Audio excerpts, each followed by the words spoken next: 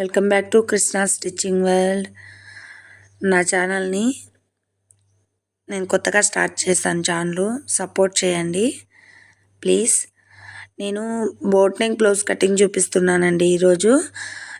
Cross cutting ఏం లేదు, front prince cut back boat neck కాబట్టి ఈక్వల్గా 4 ఫోల్డింగ్స్ తీసుకొని ఫ్యాబ్రిక్ పెట్టుకున్నాను. తర్వాత బ్లౌజు ఇది నడుము లూజ్ అండి, 8 ఇంచీల నడుము లూజు, 32 8 4 అట్లా 3 ఇంచెస్ ఖర్చు. బ్లౌజ్ లెంత్ వచ్చేసి 15.5 పెట్టాను. ఇంకా షోల్డర్ విడ్త్ వచ్చేసి 8 ఇంచెస్ తీసుకున్నానండి. ఎవరి బాడీకి తగ్గట్టు అలా తీసుకోవాలి అది. తర్వాత చంక భాగం వచ్చేసి 7 ఇంచీలు తీసుకున్నాను నేను. 7.5 కూడా తీసుకోవచ్చు, నాకంత 7 ఇంచెస్ చాలు అనుకున్నా.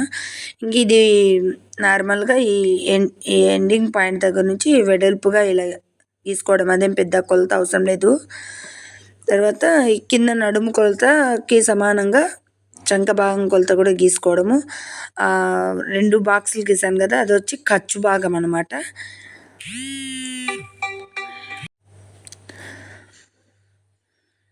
½ ఇంచు సంక దగ్గర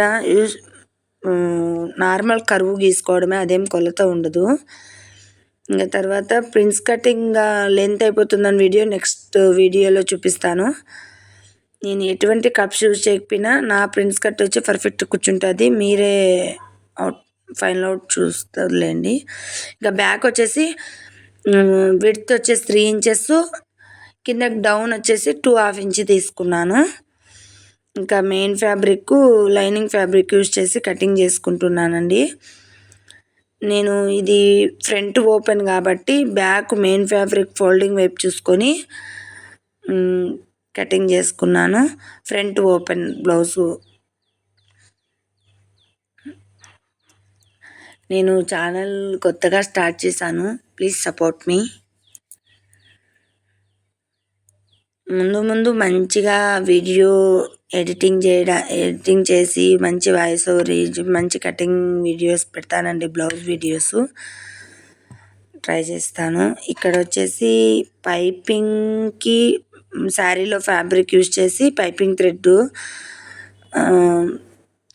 కి జోడించుకుంటున్నాను. ఇక్కడ నార్మల్ పాదం యూజ్ చేసి స్టిచ్ చేస్తున్నానండి నేను. ఇంకా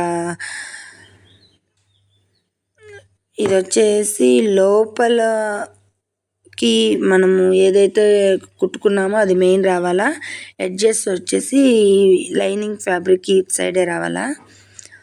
మనం ఇలా లైనింగ్కి జోడించుకున్న తర్వాత మెయిన్ ఫ్యాబ్రిక్ కుట్టుకుంటే నీట్గా ఉంటుంది, పోగులేం రాకుండా, ఎటువైపు చూసినా ఒకేలాగా.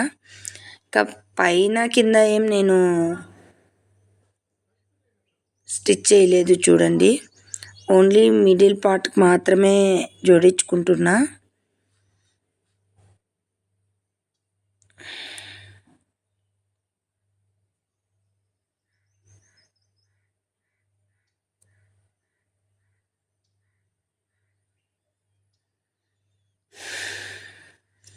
లైనింగ్ మెయిన్ ఫ్యాబ్రిక్ పైన ఇలా పెట్టి కుట్టాను చూడండి. పైన కానీ నెక్ దగ్గర కానీ నడుము దగ్గర కానీ ఏమీ స్టిచ్ వేయలేదు ఇప్పుడు నేను. అక్కడ వేస్తే మనకు ఫ్యాబ్రిక్ తిరిగేయడానికి కుదరదు. ఇలా అన్ని కట్స్ పెట్టుకుంటే నీట్గా ఫినిషింగ్ ఎక్కడ షేప్స్ ఎక్కడక్కడ ఫోల్డ్ నీట్గా కుదురుతుంది చూడండి. ఫైనల్ అవుట్ఫిట్,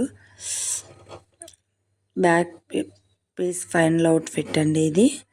ఇంకా ఫ్రంట్ వచ్చేసి నేను ఈ స్కాలఫ్ పెట్టాను కదా, ఈ స్కాలఫ్ నార్మల్గా లోపలికి మడిచిపోతుంది, లేకుంటే పైకి లేసుకొని ఉంటుంది. అలా ఉండకుండా ఉండటానికి నేను స్టిఫ్ క్యాన్వాస్ యూజ్ చేస్తానండి. నార్మల్ లేడీస్ క్యాన్వాస్ కాకుండా జెంట్స్ క్యాన్వాస్ యూజ్ చేస్తాను. ఇక్కడ ఫైనల్ అవుట్ఫిట్ చూడండి. ప్రిన్స్ కట్ కానీ స్కాలఫ్ కానీ నచ్చితే సబ్స్క్రైబ్ చేయండి. Thank you.